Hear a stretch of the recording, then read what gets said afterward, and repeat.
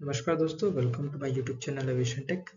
आज के वीडियो में हम लोग बात करेंगे एक एयरक्राफ्ट एक्सीडेंट के इन्वेस्टिगेशन रिपोर्ट के बारे में, जो कि रायपुर एयरपोर्ट पे 12 मई 2022 को हुआ था। छत्तीसगढ़ गवर्नमेंट का एक हेलीकॉप्टर था जिसका रजिस्ट्रेशन था VTCHG चार्ली होटल गोल्फ, जो कि क्रैश कर गया था रायपुर एयरपोर्ट पे ड्यू टू टेक्निकल इशू। ठीक है, तो उसकी फाइनल रिपोर्ट आ गई है। आप उस रिपोर्ट की ओरिजिनल कॉपी है, आप वेबसाइट पे भी देख सकते हैं और डिस्क्रिप्शन बॉक्स में भी लिंक दिया हुआ है, वहाँ से डाउनलोड करके भी पढ़ सकते हैं। तो चलिए देखते हैं क्या आखिर फाइंडिंग्स रही AAIB की। चलिए देखते हैं। पहले ये देखते हैं कि कहाँ पे ये एक्सीडेंट हुआ था। रायपुर एयरपोर्ट में हुआ था। ऑपरेटर कौन था इसका? Government of Chhattisgarh. Date of incident 12 May 2022। देखिए, ये जो रेड कलर से ये हाईलाइट किया हुआ है, इसी पोर्शन पर क्रैश हो गया था एयरक्राफ्ट। ये आपका रनवे 24 है। यहाँ से अप्रोच किया, अप्रोच करने के बाद लैंड हुआ यानी टचडाउन हुआ। उसका 13 सेकंड्स तक रोल किया, उसके बाद फिर ये अप गया ऊपर, उसके बाद फिर ये क्रैश करके यहाँ क्रैश हो गई एयरक्राफ्ट। राइट हैंड साइड पे जो फिगर है उसमें आप देख रहे होंगे, यहाँ मेन रेकेज मिला। उसके बाद उसके जो पार्ट्स, अलग अलग पार्ट्स थे, जैसे ये येलो कलर से हाईलाइटेड है, अलग अलग पार्ट्स उसके अलग अलग जगह बिखरे पाए हुए हैं। ये AIB इस तरह से कलेक्ट करते हैं ताकि, और इसका डिस्टेंस मेजर करते हैं ताकि उनको इन्वेस्टिगेशन में हेल्प मिल सके कि आखिर क्रैश का रीजन क्या था। चलिए इस पिक्चर में देखेंगे कि ये देखिए आपका ये टेल रोटर है। फर्स्ट पिक्चर में आपको दिख रहा होगा टेल रोटर यहाँ पे है, और आगे देखेंगे ये मेन इसका पार्ट है एयरक्राफ्ट का। सेकंड पिक्चर में आप देखेंगे मेन पार्ट ये रहा हेलीकॉप्टर, और उसका मेन रोटर ये रहा। बाद में फिर AIB जो है इन्वेस्टिगेशन जो करती है, वो सारे पार्ट्स को असेंबल करके इकट्ठे हेलीकॉप्टर को बनाती है इस तरीके से। उसके बाद राइट साइड में उसको दिखाया गया उसके पार्ट्स कहाँ पे कैसे थे। अब जो भी यहाँ पे जो डेटा है, जो भी इंफॉर्मेशन मैं दूंगा, वो सारे के सारे डिटेल्स AAIB के इन्वेस्टिगेशन रिपोर्ट में ही लिखे हुए हैं, वही मैं आपको साथ शेयर कर रहा हूँ। ठीक है, ठीक। तो चलिए देखते हैं क्या रहे फाइंडिंग्स। उस दिन क्या हुआ था, पहले वो चीज़ समझते हैं। 12 मई को, ठीक है, एयरक्राफ्ट वाले को टेक ऑफ किया रायपुर एयरपोर्ट से अपने सॉर्टी के लिए। ठीक है, इसमें एक पायलट और एक को पायलट थे। ठीक है, क्या किया, टेक ऑफ करने के बाद ये रायपुर से लगभग 20 नॉटिकल माइल वो ट्रैवल किए। वहाँ पे उन्होंने रियलाइज़ किया कि उनका जो एयरक्राफ्ट है वो प्रॉपर रिस्पॉन्स नहीं कर रहा था। एयरक्राफ्ट में एक जो पार्ट होता है रडर यानी टेल रोटर, जैसे है एक हेलीकॉप्टर हो गया, ठीक है, इसके पीछे का पोर्शन है। ठीक है, ये आपका ऊपर में मेन रोटर रहता है, यहाँ पे रडर रहता है टेल के पास। ठीक है, तो ये जो रडर है क्या करता है, पहले तो ये समझते हैं। रडर जो है एंटी क्लॉकवाइज या फिर जो काउंटर टॉर्क होता है वो प्रोड्यूस करता है। ठीक है, जो मेन रोटर होता है एक पर्टिकुलर डायरेक्शन में घूमता है, इसके कारण एक टॉर्क डेवलप होता है। उस टॉर्क को बैलेंस करने के लिए रडर हमारे पास रहता है। ये रडर होता है यानी टेल रोटर, जो काउंटर डायरेक्शन में एक टॉर्क डेवलप करता है ताकि हमारा जो हेलीकॉप्टर है वो बैलेंस्ड रहे, उसके टॉर्क जो है वो बैलेंस रहे। तो जैसे ही 20 नॉटिकल माइल पे गया, वहाँ पे उन्होंने जो पायलट और को पायलट थे उनको रियलाइज हुआ कि उनका जो रडर है प्रॉपरली काम नहीं कर रहा है, यानी उसकी इफेक्टिवनेस में कमी आ गई है, ड्रॉप हो गया है। ठीक है, ठीक। तो क्या हुआ, जब ये इसकी इफेक्टिवनेस में कमी आई है, प्रॉपरली काम नहीं कर रहा है, तो इसकी जो हेडिंग्स है, हेलीकॉप्टर की हेडिंग है, वो प्रॉपरली वो मेंटेन नहीं कर पा रहे थे। तो उन्होंने डिसाइड किया कि चलो हम लोग वापस रायपुर एयरपोर्ट चलते हैं, वहाँ पे लैंड करेंगे और टेक्निकल टीम को बताएंगे इस स्नैक के बारे में और उसे रेक्टिफाई करेंगे। तो वापस ATC से परमिशन लेके वापस रायपुर एयरपोर्ट पहुंचे।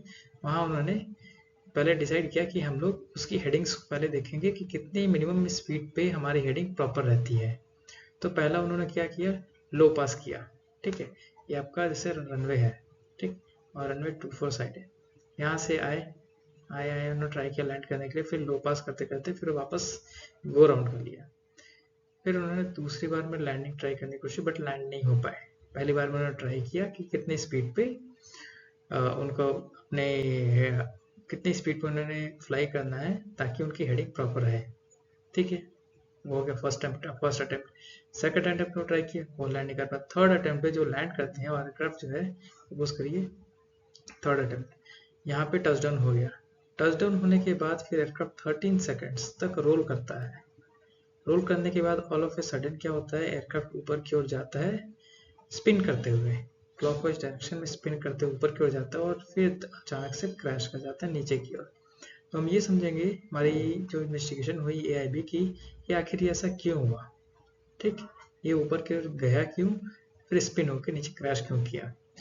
तो ऊपर की ओर जाने का रीज़न क्या होता है, जब एयरक्राफ्ट को लिफ्ट हम लोग प्रोवाइड करते हैं, यानी पावर जब इंक्रीज होती है तो वो लिफ्ट प्रोड्यूस करता है और ऊपर जाता है। इस केस में भी वैसा ही हुआ, पायलट एंड को पायलट के बीच में कोऑर्डिनेशन ना होने के कारण सडनली जो है जो कलेक्टिव एक जो उनका लीवर होता है, कलेक्टिव लीवर, उससे बढ़ा दिया गया, यानी इंजन की पावर सप्लाई को बढ़ा दिया गया, जो कि सडनली वो इंक्रीज किया 66.7% तक इंक्रीज किया। और उसके बाद जैसे इंक्रीज किया तो लिफ्ट क्रिएट हुआ, उसके बाद एयरक्राफ्ट ऊपर गया। उसी टाइम पे देखा गया कि पार्किंग ब्रेक भी ऑन था। जो इसकी इन्वेस्टिगेशन रिपोर्ट में ये देखा गया कि जब ये कलेक्टिव को बढ़ाया गया था उस टाइम पे पार्किंग ब्रेक भी ऑन था, यानी ये रडर जो था पीछे वाला टेल रोटर ये ब्रेक मोड पे था। तो ये काउंटर टॉप जो डेवलप हो रहा था उसको बैलेंस करने के लिए कोई भी ये रडर जो है उसको कोई भी काउंटर टॉप डेवलप नहीं कर पा रहा था। उसके कारण क्या हुआ, ये एयरक्राफ्ट ऊपर तो गया, एयरक्राफ्ट जो है ऊपर तो गया, लेकिन ऊपर जाने के बाद वो फिर स्पिन होने लगा, ऊपर जाते ही स्पिन होने लगा, उसके बाद फिर ऊपर से नीचे आ गया। तो यहाँ पे पहला इन्वेस्टिगेशन क्या रहा, देखिए, after identifying there is a problem with the tail rotor effectiveness, the helicopter was flown by the PIC for the rest of the flight.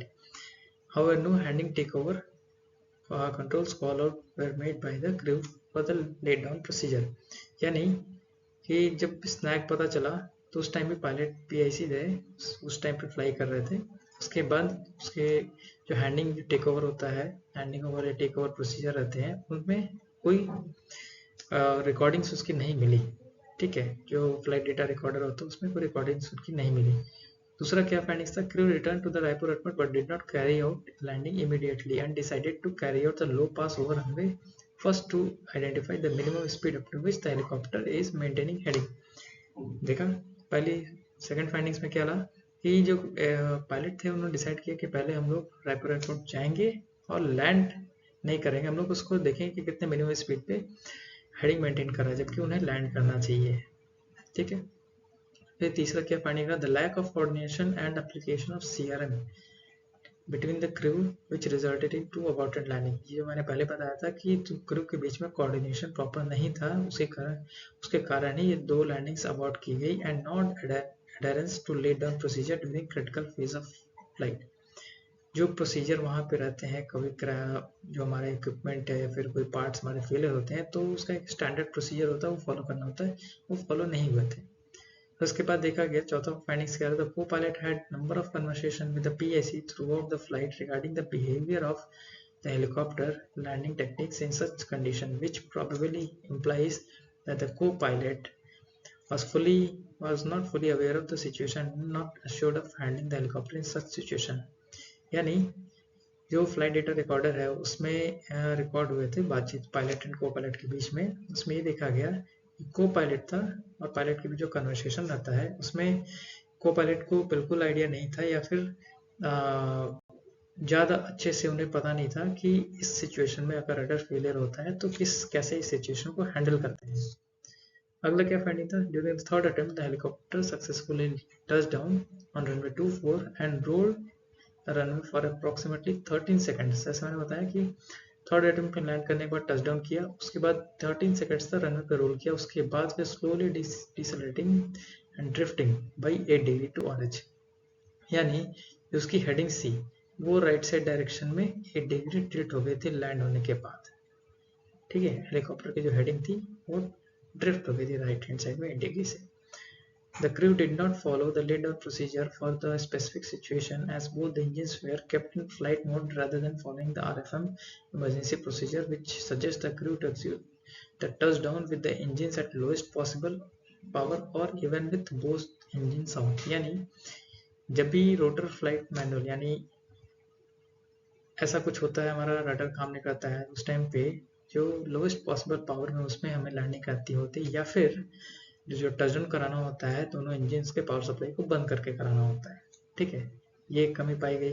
The lack of application of brakes after landing resulted in slow deceleration of helicopter after touchdown at indicated airspeed of 52 knots, which reduced only to 38 knots in 12 seconds. यानी touchdown हुआ हमारा graph, उसके बाद 13 seconds तक role हुआ, लेकिन इन 13 seconds में aircraft की जो स्पीड थी 52 नॉट से ओनली 38 नॉट तक डिक्रीज हुई।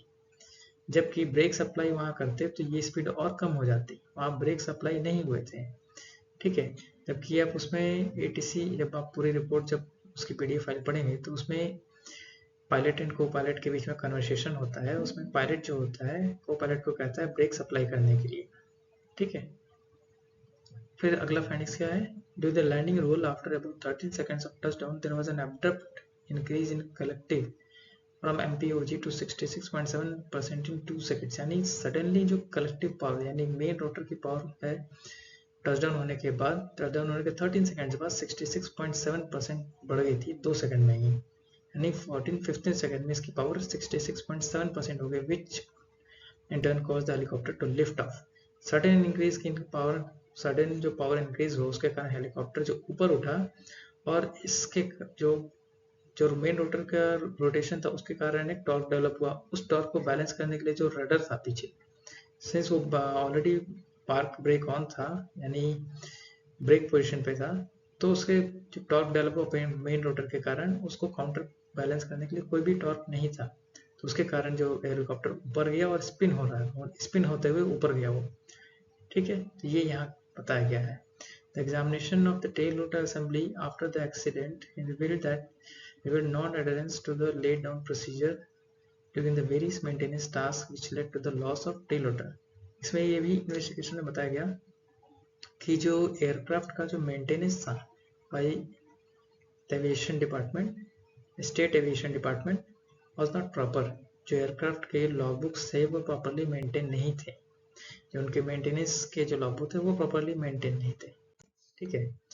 फाइनली इन सब फाइंडिंग्स के बाद जो है डीजीसी AIB जो एयरक्राफ्ट का इन्वेस्टिगेशन कर रहा था, उन्होंने बताया कि 5 रीजन दिए जिसके कारण ये एक्सीडेंट हुआ। कोई परफेक्ट रीजन नहीं बताया, ये 5 रीजन हो सकते हैं प्रोबेबल कॉज ऑफ एक्सीडेंट। पहला क्या था, lack of coordination between the crew and non adherence to the CRM procedure, ठीक है। क्रू के बीच में जो कोऑर्डिनेशन था और जो स्टैंडर्ड प्रोसीजर फॉलो होने थे वो फॉलो नहीं हुए। कस्टमर रिसोर्स मैनेजमेंट, ठीक है। Non adherence to the laid down RFM rotor flight manual जो था, उसकी इमरजेंसी प्रोसीजर के बारे में उन्हें अच्छे से पता नहीं था, वो फॉलो नहीं किया गया था उस टाइम पे ड्यूरिंग द लैंडिंग्स।